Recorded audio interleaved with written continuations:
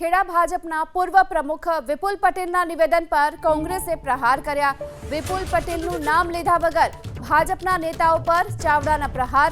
ભાજપના નેતાઓને અભિમાન માથા પર ચડ્યું હોવાની વાત અમિત ચાવડાએ કરી છે।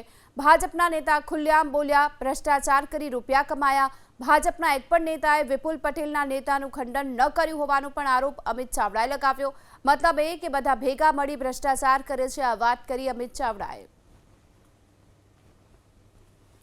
शरम साथे कहवू पड़े कि अपनी चरोतरनी धरती पर जे पशुपालको परसेओ लोही रेडीने दूध उत्पादन करे छे, ए लोहीने परसेवानुं दूध अमूल डेरीमां जमा थाय, जेमांथी लाखों लोकोनो घरनो चूलो सळगे छे। एनो पूर्व चेरमेन भाजपना स्टेज परथी एम के मैं भ्रष्टाचार कर्यो छे, राजकारणथी पैसादार बन्यो छुं।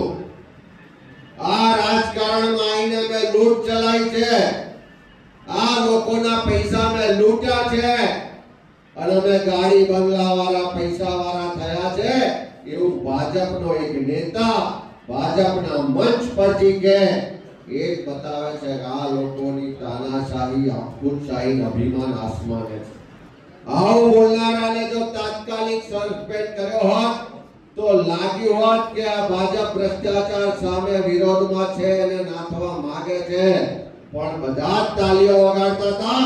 એનો મતલબ કે જે પણ ભ્રષ્ટાચાર થાય છે એ કમિશનના પૈસા કમલમમાં પહોંચે છે અને આખી સરકારના આખી ભાજપ આ ભ્રષ્ટાચારનો ઇન્વોલ્વ છે।